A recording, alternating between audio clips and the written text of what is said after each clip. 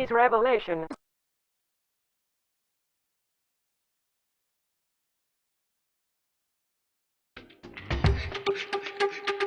I'm American. I have rights. I'm American. I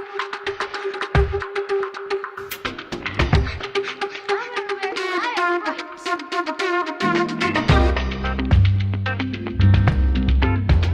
We're gonna have fun tonight.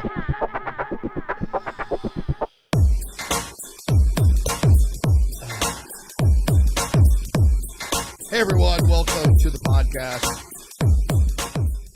Trying something different here.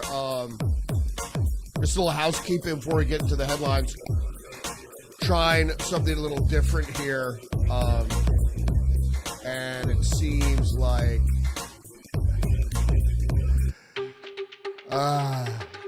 trying to do something different here and saving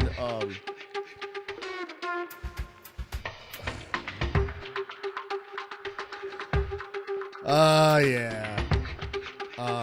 I don't know what the hell is happening here. Trying a little different things technical to make sure the stream is good, and it looks like it's good. So bear with me here. I thought I had it all worked out, and it is not functioning as I would have hoped. So thanks for joining me today. We're going to get into the headlines in just a second. Terribly sorry if there's any technical difficulties, but I'm jumping in between applications here, so it makes it a little difficult. So it's hard to even concentrate.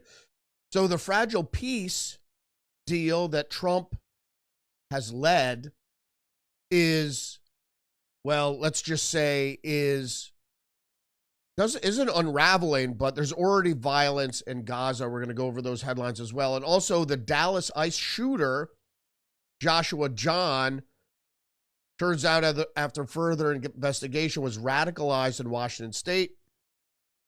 On the internet, another internet person who played a lot of video games and who didn't have any friends and was obviously targeted.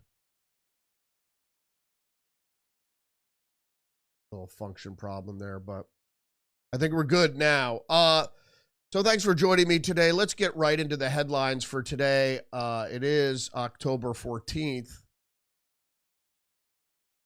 And it looks, it just seems like every time I try to do something with one application, all the other applications go crazy. All right, thanks for joining me today. It is October 14th. Bunch of headlines to get into. Let's do it right now.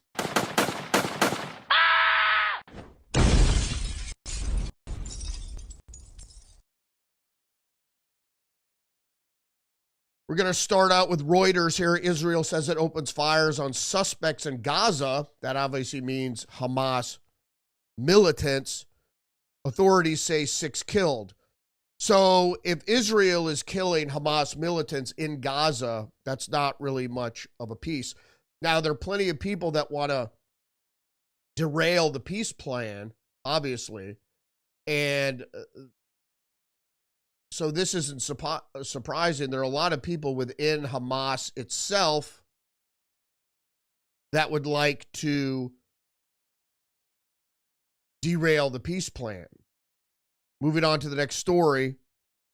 New York Post, Hamas carries out public executions just hours after signing peace treaty.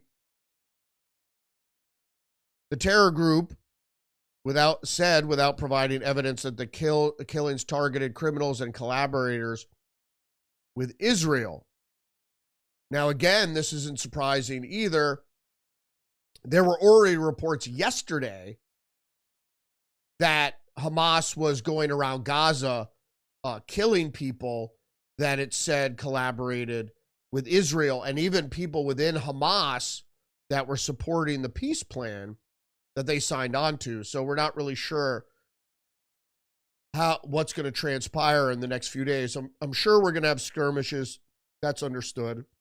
But the peace plan is very tenuous and obviously is going to be fraught with incidents that might derail the whole thing, even before Arab countries get peacekeepers in there. And that's really the next step.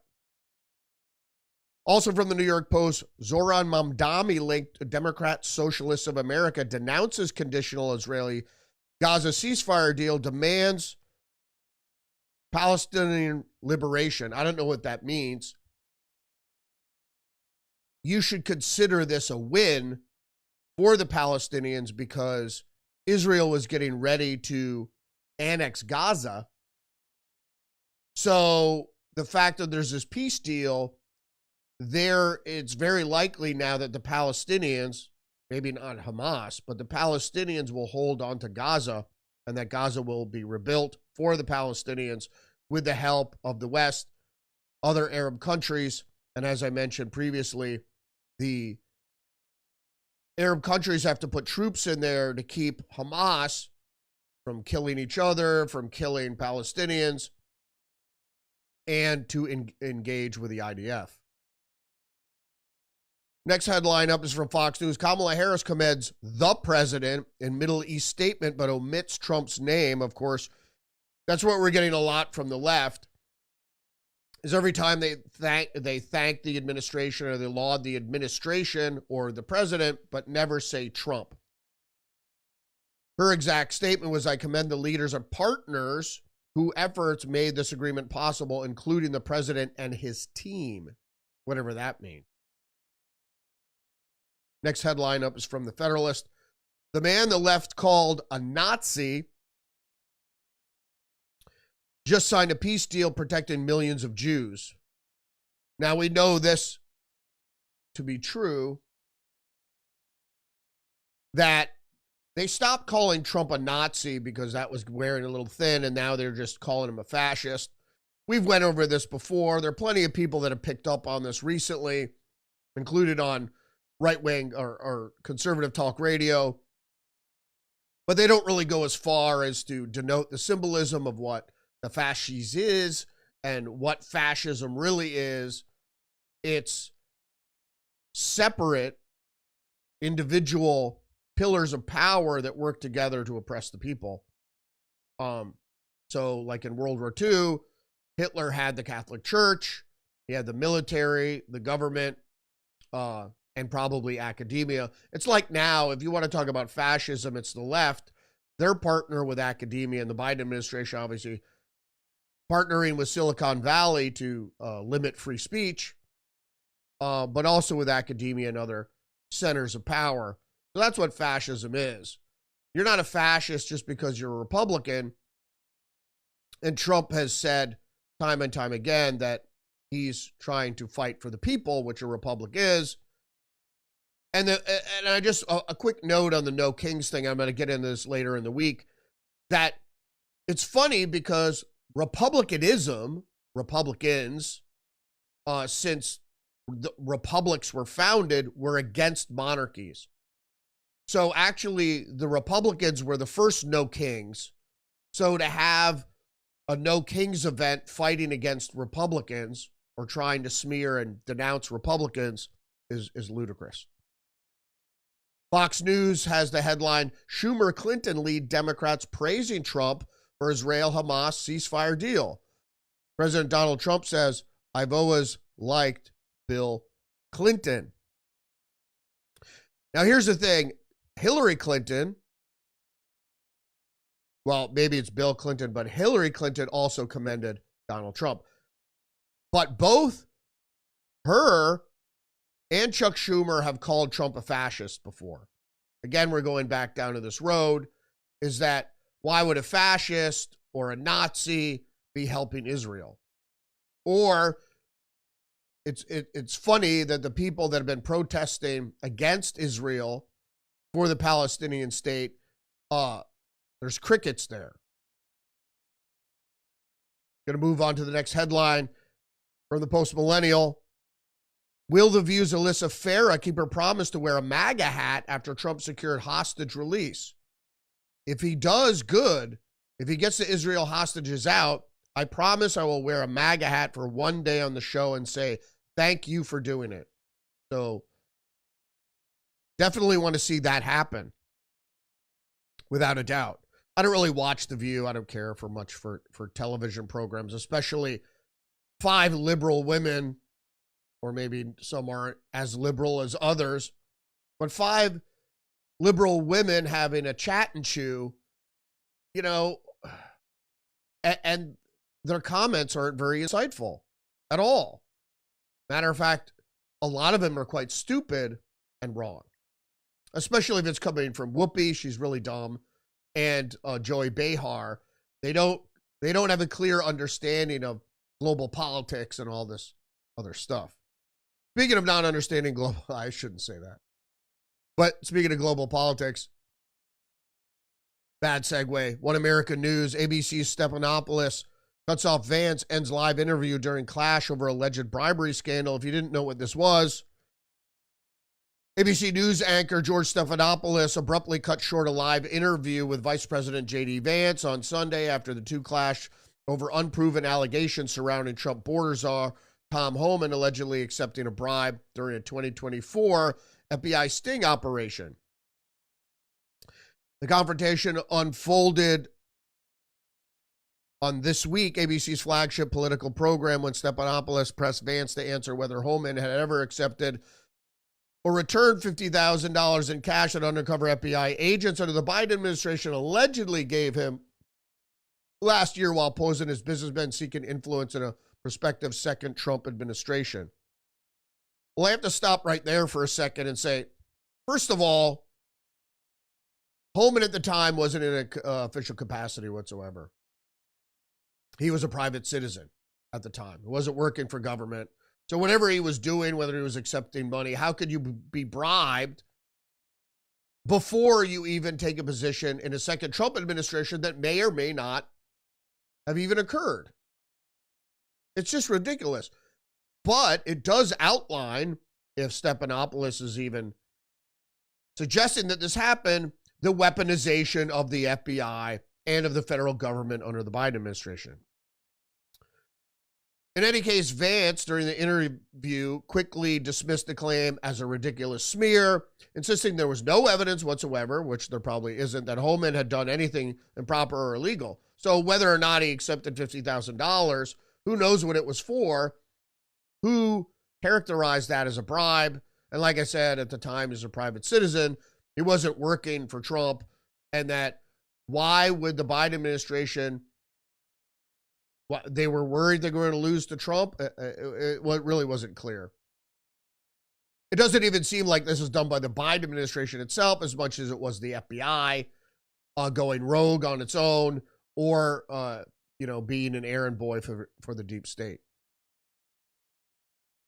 Article also goes on to say, the quote from Vance, "This is a fake scandal cooked up by the media," accusing Stephanopoulos of ignoring real issues like the ongoing government funding standoff on the Middle East peace agreement brokered by President Trump, which has led to the last surviving hostages being returned to the Jewish state. And then PGA Media has the headline, "George Stephanopoulos, long track record of double standards," which we understand. George's interviewing styles for Republicans falls into two categories. GOP guests are either a punching bag or a prop, with no dialogue and only performance. His feelings towards Democrats: when President Biden's allies appeared on This Week, George listens more than speaks, asking questions with padded corners. Snuffy, as in snuffleupagus, lets them run long, chuckling politely even when they dodge. You know what I find weird is that now the conservative media is using snuffleupagus when I was using that real early on, even when George Stephanopoulos was still in the Bill Clinton administration. He was chief of staff there.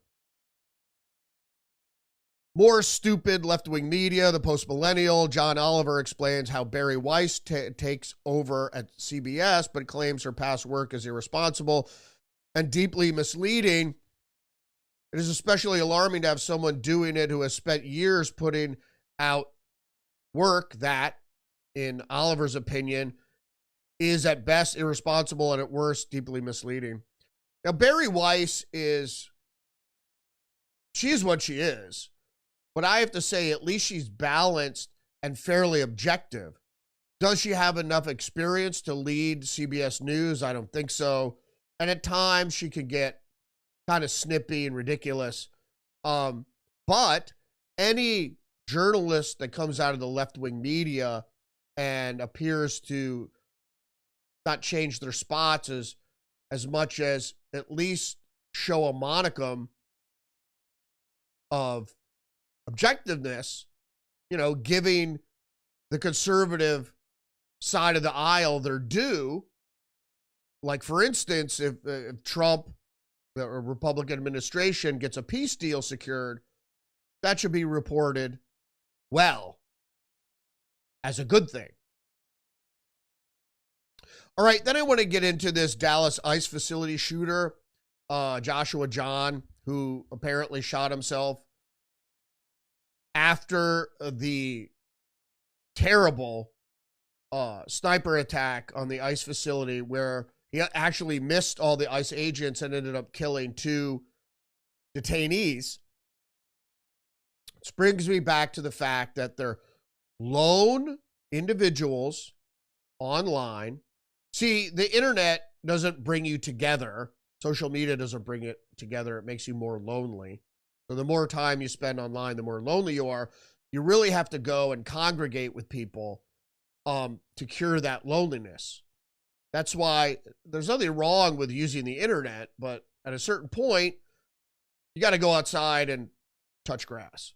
So, but more particularly touch people. Go out, shake hands, go look people in the eye. Very important. In any case, there's another loner, and this is what I said. These loners are targeted by sock puppets and chatbots on the internet and are influenced by them to go out and do terrible deeds. Brainwashed, mind-controlled, triggered, whatever you want to call, wound up. Because there's no instance of any mass shooter that wasn't using the internet. That wasn't online, almost in all instances online obsessively. So let's get into the story. Joshua Jahn had begun wearing cotton gloves to avoid contact with plastic. He believed he was allergic to plastic and practiced target shooting with a newly purchased rifle in Oklahoma a month before the deadly rooftop attack on the U.S. Immigration and Customs Enforcement building, according to a report written by the Fairview Police Department officer. Story goes on to say, the new records show that on the day of the shooting, John's parents told the FBI he would occasionally discuss current events with his mother, but rarely engage in conversations. His parents said he was a loner who was obsessed with artificial intelligence technology. Was he speaking with AI chatbots? The parents, Andrew and Sharon Jahn, did not immediately respond to text and phone messages from the Associated Press. The documents portray Jahn as an unemployed, friendless young man who had withdrawn into playing computer games incessantly in his bedroom of his parents' home in Dallas suburb. Jahn was not diagnosed with or treated for any mental or physical disorders. He was obviously mentally ill. And before we get into the next article, I just have a couple things to say about this, is that, because I didn't have the text here, is that he went to Washington State to get he replied to a help wanted ad to work in Washington State at a marijuana grower. And he said, although the kid did not have friends before, he said he went to Washington and that when he came back, he was a changed person. And that apparently he was convinced that radioactive sites in Washington State had poisoned him with radioactivity. and that he was suffering from radioactive poisoning. But he also had these weird things. He thought he was allergic to plastic. And I'm not saying radioactivity or plastics are good for you. That's not it at all. But he spent too much time online. And so if he wasn't radicalized by people, who is he radicalized by? And it was obviously the internet. So his parents said when he came home, he was a changed person and that he had a bunch of different views that they thought were strange. But all the kid did was play video games online. And as I said previously, if you don't know this, if people don't play online video games, there are chats there so people can chat at you from the video games. And if you don't have any friends and someone says, hi, I want to be your friend, you're like, yay, I don't have any. And so then these friends could use nudge techniques to move you in certain directions or change your points of view. All right, back to the headlines here from the Federalist. The latest FBI spying makes Watergate look trivial.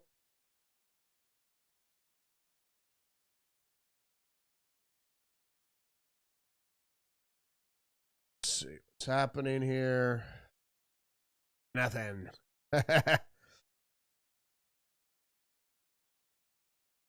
Latest Federalist headline, the latest FBI spying makes Watergate look trivial. The FBI secretly monitored the phone records of the 8 sitting Republican senators in an abusive fishing expedition done with impunity, says the Federalist. The deal with this, obviously, is the FBI, as we could see, not only with the bribing sting of Tom Homan, but now with all this that the FBI had been weaponized by the deep state and by the Biden administration for some time. And these are just several instances of that weaponization. Post-millennial, over 30 children rescued in Texas anti-trafficking operation. Multiple suspects detained. The safety of our children is the safety of our communities. Yep. Results of the operation included 3 arrests for harboring a runaway, who was obviously a minor. 9 felony arrest warrants executed. 6 trafficking survivors recovered. Most of these are young people that are being trafficked for sex. 30 missing juveniles recovered, 5 new trafficking investigations open, as well as an encouragement of 120 missing juveniles to come back home, which resulted in a clearing of entries from the database. So very successful. And again, during the Biden administration, you didn't see barely any of this. I mean, this is Texas, but still, you rarely see any of this reported. During the first Trump administration, there was basically an all-out war on child trafficking, as there is now. National Review, Portland cyclists hold nude die-in and bike ride to protest ICE. I don't know why you're protesting ICE. It's just so dumb. If you're a Democrat, one big thing about democracy is legislating. You know what legislating is? Writing new laws and voting in new laws. So what's the point of democracy and legislation if you're just going to ignore it? So if you're big on democracy, why do you get your representatives to try to change the laws? But then again, they're going to have to deal with other representatives from other states, etc., as well as the administration. Fox News has the headline, bare-bottom bikers roll through the rain to shout at feds in Blue City's latest anti-ICE stunt. It was a stunt, obviously. Naked cyclists yelled profanities and displayed body slogans in defiant display. Cuckoo. People are insane. Not saying you can't do this, but effective forms of protests are gathering people with signs, bullhorns, and then you can shout, and your protest could last an hour, 2 hours, or all day, whatever you want. Take out billboards, do whatever you need to do. But who are you? And as most people pointed out, who are you protesting to? Everybody in Portland is a lefty. So you're protesting at the ICE facility, at ICE. You think one of the ICE officers is going to go, you know, looking at this nude bike rally, I'm really rethinking my commitment to being an ICE officer. Also from Fox News, leftist Antifa isn't a real organization despite multiple violent public incidents. They say it's made up. Trump ordered National Guard troops to Portland, Oregon, as White House argued the city has been rocked by premeditated anarchy. As I mentioned before, it's anarcho-communists, the same black-clad street thugs that we've had for some time. Whether they're card-carrying Antifa members is irregardless, or regardless of that. That fact that there are only a few of them doesn't really matter because Antifa is like an umbrella group.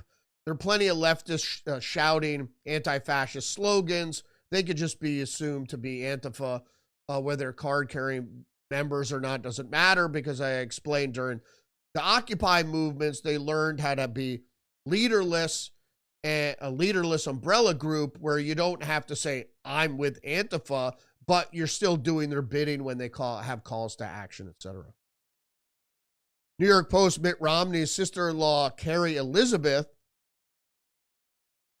found dead at 64 on a LA suburb street. We don't know if there's any connect to this.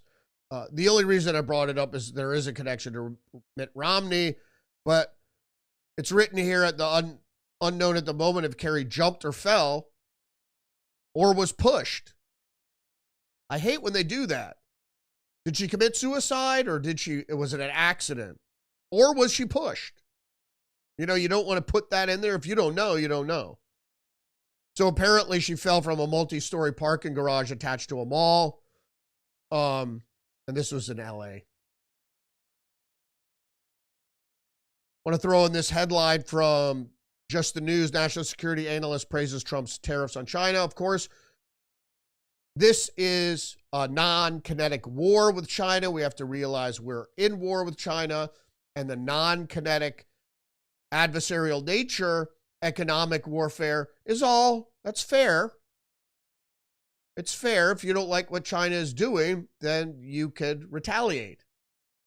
Having a trade war with China isn't like having a trade war with Europe. You know what I mean? With your allies. We are at opposite ends of the political spectrum, ideologically, with China. China is communist, fascist, authoritarian, and we're a free individualist nation. We have actually nothing in common. We try to uphold international trade laws and ethics, and they don't. The Chinese don't. We don't have expansionist territorial ambitions, except for Greenland maybe, but they do. They are salivating over Taiwan. And that brings me to another article I'm going to come up in just a second. I want to get through these two Zero Hedge articles. Another nuclear warning from Medvedev, This time over tomahawks, Former Russian President Dmitry Medvedev has issued a nuclear warning in the face of reports that Washington may authorize transferring U.S. long-range Tomahawk missiles to Ukraine. It was the same thing with the ATACMS, right? Long-range missiles that could, like cruise missiles, like Tomahawk cruise missiles, that could be fitted with nuclear warheads. How do the Russians know whether it's nuclearly armed or not? They don't. And that's why he says it's problematic, which I agree. And also from Zero Hedge, he accuses Ukrainian intelligence of using ICE for assassination plot. And we know perfectly well that the West, especially when there was a different prince in charge in Saudi Arabia, but the West made ISIS. The CIA created ISIS, created Al-Qaeda, created all these different Islamic militant groups for a foil and also to be used in like situations like this for terrorist attacks in Russia. This will be the second one, but this one was foiled. You remember the theater attack in Russia. That was done by ISIS and apparently organized by Ukrainian intelligence. Ukrainian intelligence, there is no Ukrainian intelligence. Ukrainian intelligence is Western intelligence, is NATO intelligence. All right, what happened to that?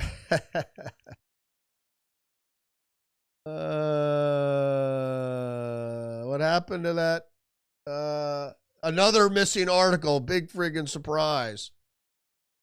Holy shit. So in any case, there was this article. I don't know where it is right now. It's just funny because it always has to do with China or something like that. It's just ridiculous. So in any case, there was an article that China is put out a statement, a PSYOP, a statement about eliminating Taiwanese PSYOPs that they call psychological operations targeting not only their own population, but mainland Chinese. And I don't know what happened in this article. It's just not too hard to figure out. It either makes it or doesn't. And this happened a couple times already. Emails I send to myself, I'm browsing stories and I send emails to myself about the stories, and they die in the ether. They used to get caught up in my outbox, from my phone, and then they started ending up in drafts. Now they just disappear completely. Very, very strange. So in any case, the Chinese were put out a statement against the Taiwanese PSYOP against their own people, and mainland Chinese, probably about freedom and things like that. All right, is that it?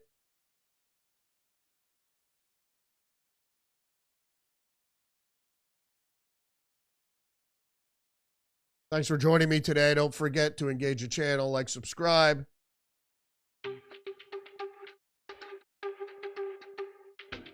Share the podcast. Leave a comment.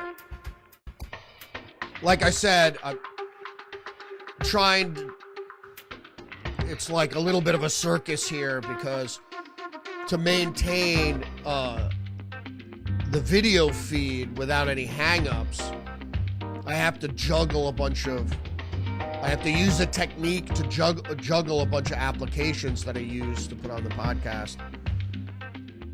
So I don't max out my RAM and it holds up the video. So it seems to be working. The problem is it's just a lot for me to do. I don't want to say literally juggling, figuratively juggling. But thanks for joining me today. Don't forget to engage the channel. Remember, you're under attack psychologically and biologically. Stay hip to the trick. Every day, Monday through Friday, 10 a.m. live on Rumble. Now, multicasting. I'm trying to multicast to BitChute as well today. We'll see how that works out. But you can also find me on X and YouTube. It's not, I can't multicast to Facebook. It's not working for some reason, but we're going to work that out. So you can join me on other platforms if you dare. So I appreciate you joining me today. I'll see you tonight for episode of Tuesdays with Perry. Respect.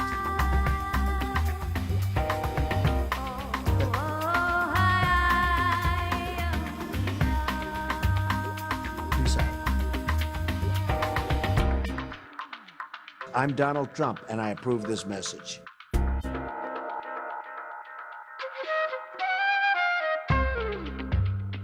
This is a conspiracy. The New World Order.